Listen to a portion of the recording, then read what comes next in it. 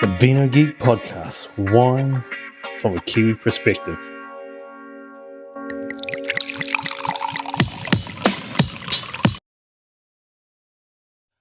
Can AI replace sommelier? This is the question we're asking today because in France, some supermarkets are implementing AI sommelier to help people choose wines. Wine apps use an AI sommelier to do the job too. Is this good? Can they actually replace the humble human? Why are they looking to AI to replace sommelier? Could it be accessibility? Could it be a snob factor from some human sommeliers? Could it be fear of sounding stupid? That's a big thing. You don't want to sound stupid. You just don't understand things, and you don't want to ask. You don't want to make it look like you don't know. You just want to know, or you don't know what to choose. There's so much choice out there. You don't want to make the wrong choice. Also, we have a new sponsor, King Travel, your wine travel specialist. Go check them out. They have a tour to South Australia at the moment. Mention my name. That'd be great. And also, don't forget to like, subscribe, follow, do all the good things. When it comes to travel, experience matters. Book with the A-team, Amanda and Anna from King Travel. With a combined 25 years in the industry, we'll look after your holiday from start to finish. Join us this August for Adelaide Uncorked, our hosted wine journey with Amanda and Caleb King. Think Barossa Valley, McLaren Vale, long lunches and premium tastings. Experiences you'd find hard to access on your own, all in a relaxed, small group with an optional Kangaroo Island add-on. Book local, book with confidence. Go to kingtravel.co.nz. So why would an AI sommelier actually be a good thing? Well, as we sort of said, we touched on, if you're a beginner, you don't have to try a lot of wines, you don't have to read a lot of things, you don't have to talk to other people. You can just, use your AI sommelier. If you're planning a dinner party and you want to find wines to pair with these dishes, AI can help you because, there's a plethora of people mentioning what to have with what wine, with what foods, etc., etc. So there's plenty out there to do that. Finding the best bang for your buck is probably what most people, I would say 99% of people would use this for, finding the best bang for your buck. And then on that, it's finding that right wine for you. Everyone's taste is individual, and so if you could just type in your preferences, surely AI would be able to give you options that you would quite happily drink. And flying on from that, navigating massive wine lists. Some wine lists are huge. At Lionel's, it's not massive, but it's still big and still requires a bit of work to navigate through if you're not sure. Then AI can help you understand terminology. So when wine reviewers talk about lees or talk about minerality or what have you, talk about different things and help you find that. And obviously, it's just a really friendly scenario for people, AI, because it just gives people more freedom to choose wine better. And quite honestly, why I set up this podcast is to help people out there navigate their way through the minefield. I've talked about this a number of times on the podcast.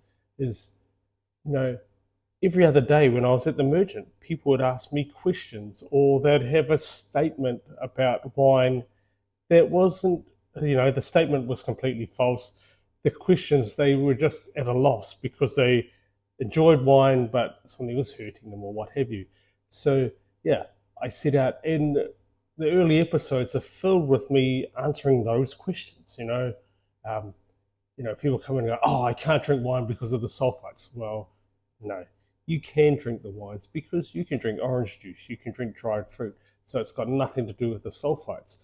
We have to pinpoint what is actually causing it. Is it the alcohol? Is it the histamines? Is it the type of acid in the wines?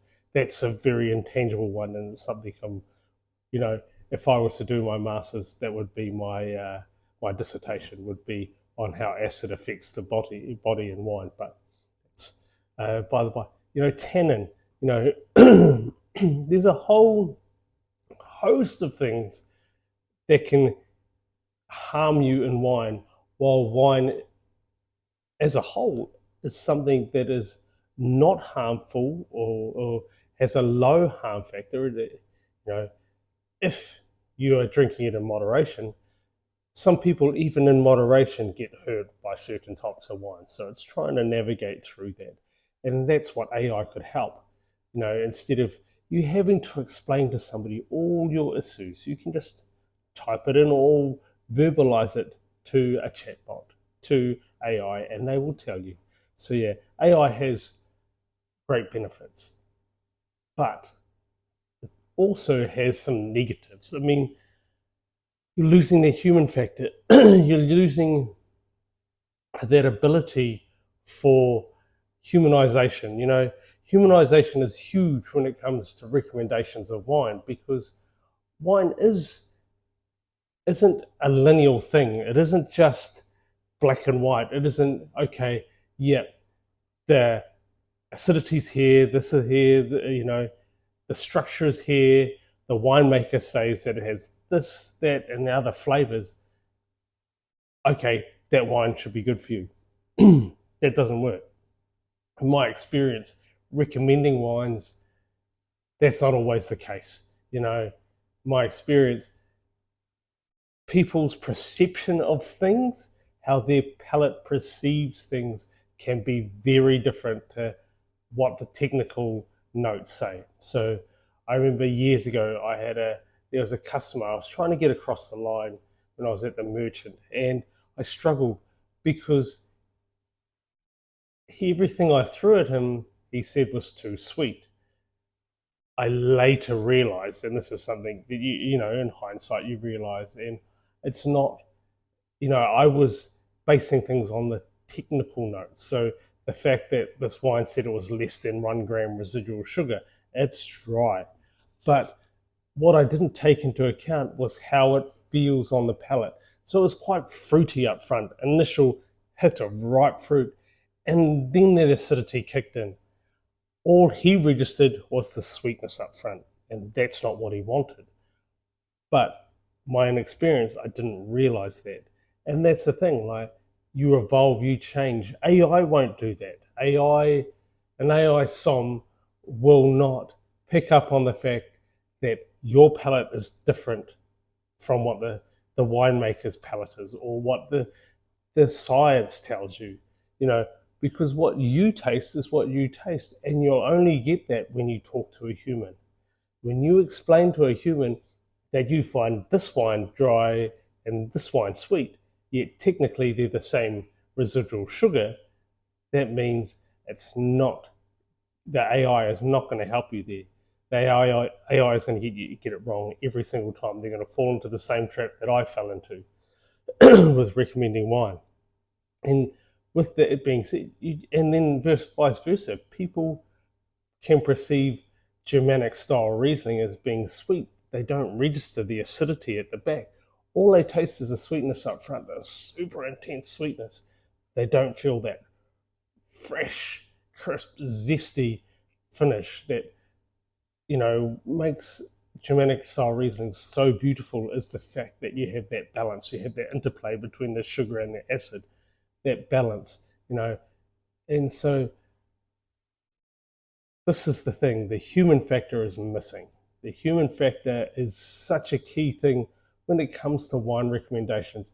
Put away the snobbery, because there is some snobbery with sommelier and an intolerance of people that don't know, and it's not right. It shouldn't be like that, but we do that. We do judge, and that's unfortunate, because it means that you're less likely to want to consult a sommelier at a restaurant, or at the wine person at a wine store.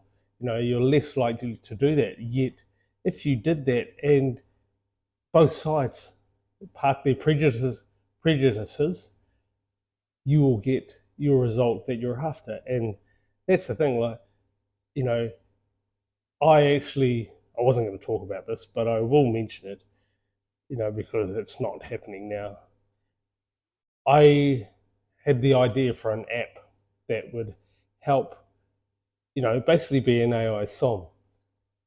But the focus would be a lot on what is in the wine. So you can work out, you can pinpoint and map your your journey and figure out what exactly in the wine is hurting you, whether it is that little bit more alcohol, whether it is that this wine is put through a process that this wine isn't, and work out, okay, yeah, the one that wasn't put through that process, I could actually drink, but the one that did go through that process, I couldn't, you know, and it could be that, organic, biodynamic, regenerate, purest, cleanest, most natural style wine, you actually react to because you're reacting to a natural compound in the wine rather than, something potentially that's been cleaned up and I'm just trying to remember betagenic amines that Sophie Parker Thompson did her dissertation on. You might actually react to that, which is in higher levels, higher concentrations, based on Sophie Parker Thompson's dissertation, that higher levels in wines that are produced more naturally, where the more commercial wines are actually better for you in that regard. So there's all these different factors. Just because it's natural doesn't mean it's that. And how are you going to get that from an AI sommelier?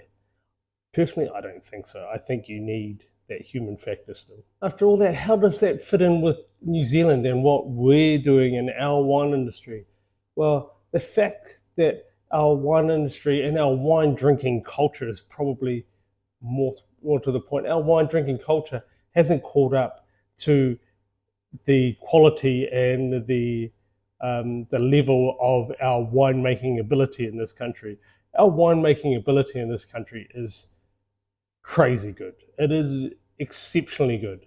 And the ability not only for the winemakers to make wine, but the country to make wine as a whole. I'm talking about the environment and everything else. The ability for New Zealand to make great wine, unfortunately, our drinking culture isn't there at the same level. The wine production side of things, the winemaking has raced, and it's at a level of maturity that is far exceeding our drinking culture and where we are at as a wine drinking nation, which is unfortunate that we haven't been able to keep up the public and, generally speaking, the whole country up with the level of the winemaking quality. What does this mean? Well, it kind of means we need to step up more, or AI is a great opportunity, because it means that there should be more scope for smaller producers to get a foothold in the market, instead of just being the big guns that have all the advertising budget, that have the ability to get their wines in front of you because they pay for it. They pay for listings, they pay for placement in supermarkets, they pay for all of these things. So they're the wines you see.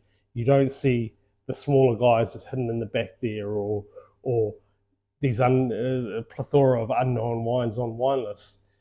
If you don't know them, then you're not going to buy them. But if an AI sommelier is saying, oh, well, you might actually like this one because it ticks all your boxes, you're more likely to try it because you're going to trust that, as opposed to trusting a human where, there could be a lot of bias in there. Like when I was at the merchant, and this is still prevalent, there's key producers, key wine companies that are core brands for the Merchant of Taupo, just like all retail outlets, apart from the chains. They have relationships, or they have agreements with these different companies. So those are the ones that are going to be pushed first, regardless of whether they are the quality aspect or exactly what the customer is looking for. So there is biases in there, and then there's just that whole old-fashioned thing is that you're going to recommend something you like. So if you really like something or the producer or what have you, you're going to recommend that wine over another wine, regardless of whether it actually suits the customer or what have you. Or could be price point. You're trying to extract as much money out as possible out of the customer. So you're going to recommend the more expensive one. All of these factors are part of the human factor, and are the negative side of the human factor is that biases come in. With the AI SOM, there is no biases. So there is no agendas. There is no, I've been, I've been I'm contractually obliged to push this wine or what have you. There's none of that. However, and this is something we need to watch worldwide as well, but also in New Zealand, is that the big companies, the big corporates don't get a stranglehold on the AI SOM. And it's not that they are paying for it, because if they are paying for it, then they are going to want their wines recommended. So there's going to be an algorithm that pushes their wine first, which is the biggest fear that I have about AI SOMs coming into New Zealand, because it's not going to replace the human factor. The human factor is always needed, but it's whether there's agendas that the AI SOM have to meet. When it comes to travel, experience matters. Book with the A-team, Amanda and Anna from King Travel. With a combined 25 years in the industry, we'll look after your holiday from start to finish. Join us this August for Adelaide Uncorked, our hosted wine journey with Amanda and Caleb King. Think Barossa Valley, McLaren Vale, long lunches and premium tastings. Experiences you'd find hard to access on your own, all in a relaxed, small group with an optional Kangaroo Island add-on. Book local, book with confidence. Go to kingtravel.co.nz. Okay, now for the wine of the week. This is one that, again, I've had the notes stored up for a while, but this is something that you would hope an AI SOM would recommend, because it is beautiful. It is stunning. It is the East Hope Chardonnay 2024. This is from their home block vineyard, so it is their own personal vineyard as opposed to from another spot, and it is just picture perfect. It is what I would want my Chardonnay to taste like. Bright straw yellow is the colouring. The on the nose, it was elegant and restrained, but it had that lovely pure stone fruit. There was the citrus. There was nougat, and nuttiness would give the indication of oak and secondary fermentation. On the palate again was elegant and graceful. That ripe citrus came through. There was a supple creaminess, and I talk about the gracefulness. That graceful flow through it was the biggest hallmark of it, and just how everything had their spot, but it was all in balance and all in harmony. So you had that lovely creaminess that took you to that finish, and then sort of that nutty soft spice came through, and you just got that little phenolic pickup, which is the oak tannin or the what have you, just to give you something more as well on the finish. It was a long finishing wine. That little phenolic pickup helped carry that graceful finish right through. Beautiful wine. It is the type of Chardonnay that I would love to see more of, and more of this style where it's not super in your face. It's got a lovely fruit. It ticks all the boxes, but nothing's out of place. Nothing's sort of saying, here I am, because you get those big overblown Chardonnays and they just don't hit the mark for me. I want a Chardonnay like this. As far as the score, 97 out of 100. It is picture perfect for me.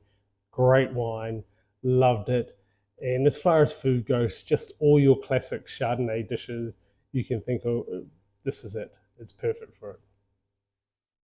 Hey, so yeah, that wraps up our AI episode, if you like.